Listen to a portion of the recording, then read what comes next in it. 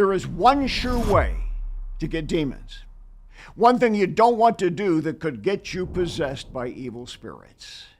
Let me first explain the most common ways that people become demonized. First, by ancestral bloodline inheritance.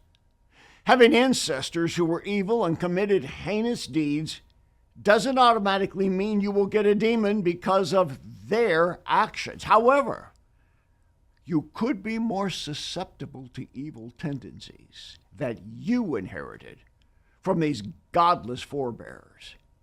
If you did get a demon from something your ancestors did, it's not a fatal spiritual condition. By breaking curses and renouncing their deeds, you can be readily delivered from bloodline evil. Here is why it's easier to be free from spiritual oppression by renunciation of ancestral sins. Your moral will in the here and now did not actively participate in these bloodline evils. Inherited evil consequences, though they can be quite serious, have less power over a person than the evil that an individual deliberately commits.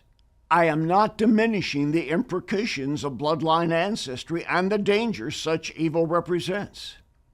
I'm just saying that because your present-day volition was not actively involved, inherited evil doesn't have as much power to work in your life compared to a willful sin of your own choice. It's more serious when demons enter because you did something which gave them permission. If I'm ministering to someone who has a demon because of ancestral evil, I can argue against any demonic claims to a legal right because the affected progeny gave no valid consent. This generational spiritual matter is consequential, not deliberately collaborative.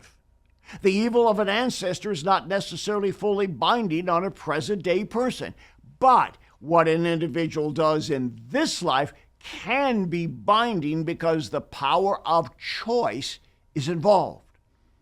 Not all occult sins a person commits are engaged with informed consent. For example, a demon might enter through a person going to see an energy healer, such as a Reiki practitioner. It could be argued that the person knowing this should have known better, but the fact is, there was no deliberate evil intention. On the other hand, a Christian who goes to a voodoo priest, and I've known some, to cast out a spell on some perceived enemy, like an ex-lover, they are engaging in willful, deliberate demonism. I've known Christians who have done such things which constituted the consent of their will. That kind of sin is going to result in much stronger demonic possession.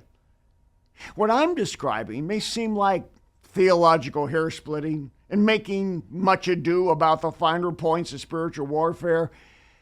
But when it comes to getting someone delivered, the devil is often in the details. So, if the devil torments you, I have a question.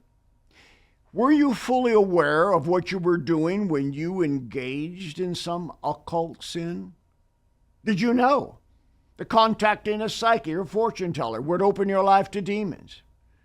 Or were you unsuspecting?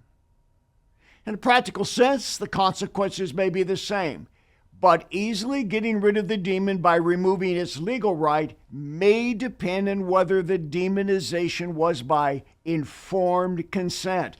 Either way, if you get a demon, you may not be able to argue these finer points of spiritual law. It's going to take someone experienced in exorcism and deliverance to confront the demon and demand the cancellation of the legal rights. It helps if the demons are ordered to leave because of inadequate disclosure regarding the spiritual engagement leading to the possession. Better yet, abide by 1 Thessalonians 5:22 and abstain from all appearance of evil. Your financial support and prayers make it possible for us to bring hope for the hurting and freedom to those in spiritual bondage. For the latest information regarding ministry outreaches, go to boblarson.org or call 303-980-1511.